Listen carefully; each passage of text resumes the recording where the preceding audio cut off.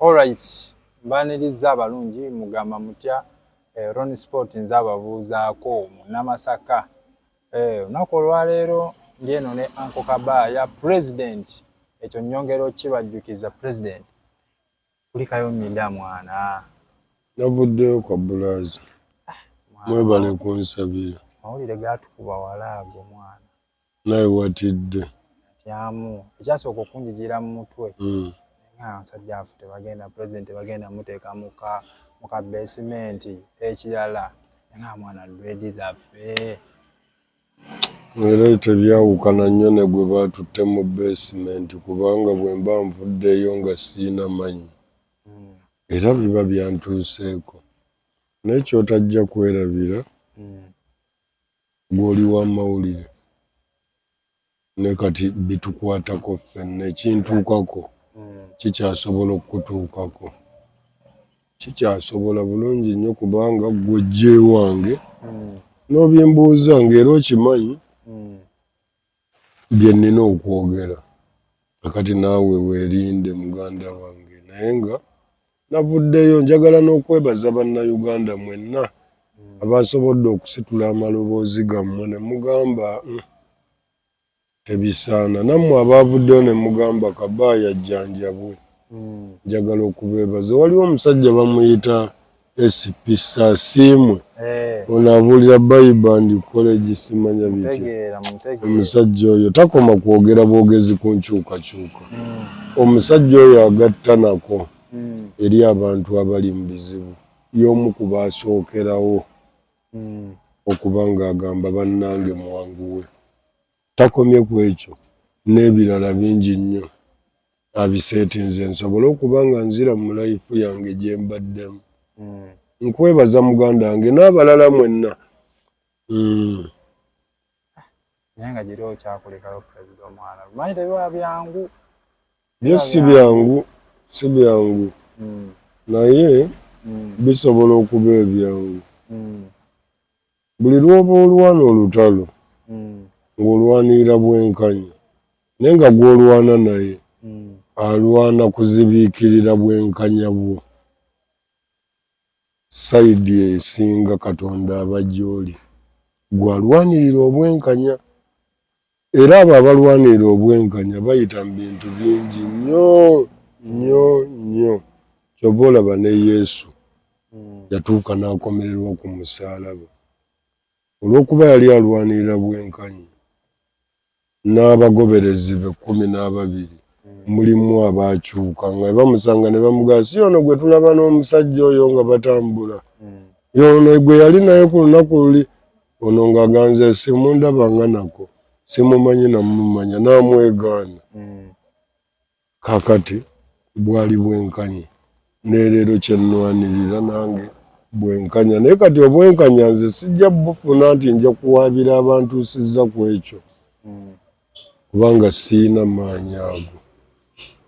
Kakati buba waaki kiki ekyakwazizza? Siina musango gwonna. Siina musango. Twaligambye Kabaya bamukutte n'enjaga ensawo nnamba oba ne bamukwata naki. Naye nga amazima ne bojje wange n'okebera enju yonna osobola okuvaawo nga tofunyeemu yadde ebbando ya kasada.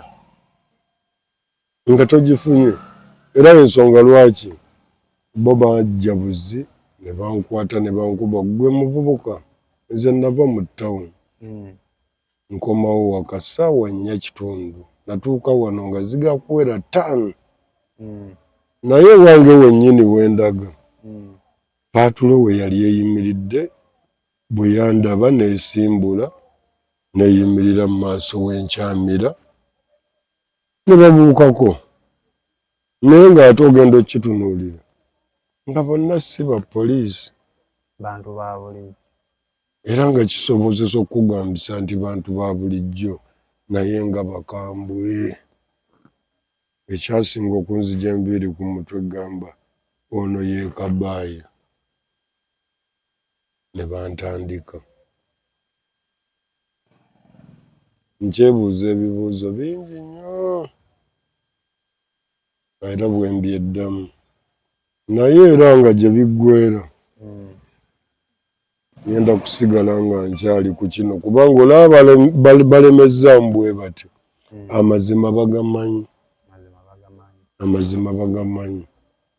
Wabula gabalemye kutegeera butegeezi bagakkirize bo ne bebifuula obusungu. Kyesaali agadde. Saagala kuddamu kufuna buzibu bulala bwonna. Ate nga sigenda kubanga ate ensirika. Kubanga byenjogera bye bituufu. Kati nange kyembasaba saagala kuddamu kufuna bizibu birala byonna byefaananyiriza bwe biti. Kikome muwulire bye tubagamba era mukole ebyo. Bwe munaamala okubikola abantu batuvunaane nga tubyogera. Kkooti y'abantu esala amazima. Esala amazima n'egamba gundi muve ku mwami gundi kubanga ebintu yabimaze biri masavu. Tekyali atulugunyizibwa kugibwamu mannyo, tekyali akubibwa kumenyebwa, tekyali kuwambibwa. Bino ebintu bijja kuggwa nga mu malwaliro eddagala gye riri. Omwana we ng'atuula ku ntebe ennungi ku ssomero n'afuna ekikopo ky'obuugi ekirimu amata n'afuna n'akagaati wadde ka 5. Tujja kusirika. N'ebiba tebirabise mujja kutumenya. Nzaawo ndi awo.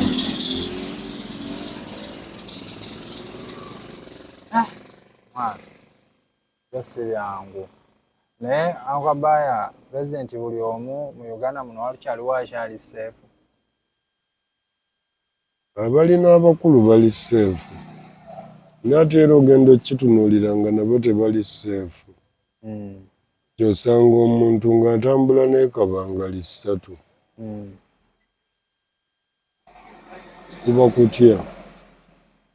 Omuntu ataali seefu ng'ataali mu kifo eky'enkizo ng'asobola okutambula mu bantu ne bamuwuubirako olw'emirimu emirungi egyo gy'aba oba saaviisi ezo z'abaawadde abantu. Teyeetaagisa kuba na kabangali 3. Ezo kwonoona ssente ya musolo. Ndowooza okiraba nti buli lw'oyagala okubeera mu kintu n'amaanyi kituuka ne kiba expensive. Nje n'okuyigga omuntu ogenda omukuba ogulayo amafuta ag'15 esobole okuva ewala. Era ne bano abanaakikola okusirika nti teri ajja kumanya baani baani.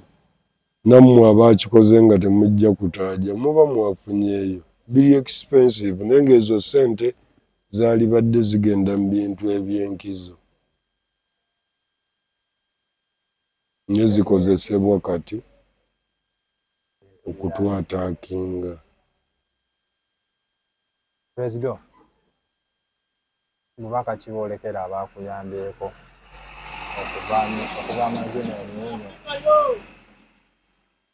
okuvaamu ebino emiwume gyonna.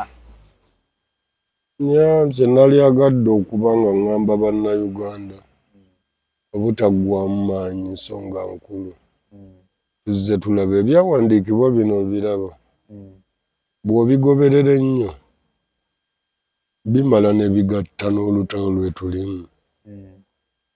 Bimala ne bigatta bulungi nti Moses waffe ye Kyagulanyi alina omuggo yagenda okwawulamu ennyanja nti Kyagulanyi ono gwe tuliko ffe Uganda engeri gye tugirabamu. Anaagityuninga teyeetaaga bingi. Agenda kutyuningamu katini Uganda edde mu layini.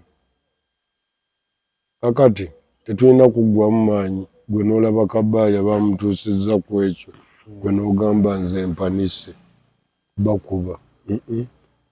Bano bakikola era okukutuukiriza ekyo. Abasajja balina pulaani myaka 10. Ffe kye tutayagala kisigalewo ka at least kawabeewo ebikolebwa ku bantu. Ali n'ekino twajja nga tukimanyi tugenda kuteeka abantu bano mu mbeera erikkaali. Mu mbeera erikkaali eryeti nti okulabisa kwaffe ojja nnyiiza abantu bano batwalire mu Ssaalumanya ne Nnaalumanya. Basobola okinkola nti Nnaalumanya naye ate Ssaalumanya. Bambi naye amala n'alaba amazima n'anneegattako kati naye n'agenderamu. kali naffe ne tubala nti ono omwami bw'anaatujjulako ng'atukola ebintu ebyo nga bwe babikola ffe ate weewali wiini yaffe singa tulemezaamu n'onkola kino n'enkomawo oluddako osuubira ku nkola ki kiba kyamaanyi mba nkimanyi ngenze ngenda kukulaga nti waliwo ebitagatta ebitutta ebbanga eddene atulina osigala nga era tukyafayita paka gwe ng'obikoze bw'oba tobikoze kati kaluba lwonna ajjamu otuma balala nga bajjako oluba lwonna nga amannyo bagajjamu tulabye ne bwe bajjeeko engalo ne tulaba omusajja chairman we Kayungo wa district ng'aleebeeta omuti mulema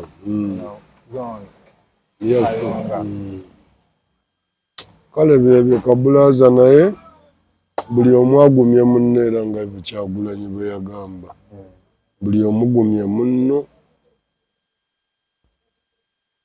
tulabe nga tusobola okuovercoming embeera eno Munnamasaka seewulira bulungi kankuleke bubaka kiboolekerawo His Excellency Mwami Kyagulanyi Mr. Robert Kyagulanyi Ssentamu nsaba Mukama amukuuma abeere mulamu kubanga bw'anaaba akyali mulamu ebirooto byaffe bijja kutuukirira teri mufu asobola bituukiriza naye omuntu oyo omulamu asobola okuba ng'akyatuukiriza ebirooto ebyo n'obubaka wa famire ye bonna ogatireko n'abaana ab'eggeto bonna abaana ba ggeto abaana ba ggeto olaba bwe ntaddeko n'ekasimayira mpulira bubi nnyo naye ku lwaffe oba ku lwammwe bannange wendi nnyo ndi nammwe abagamba nti mulina ekabaayi mwebale nnyo byebyo ebituufu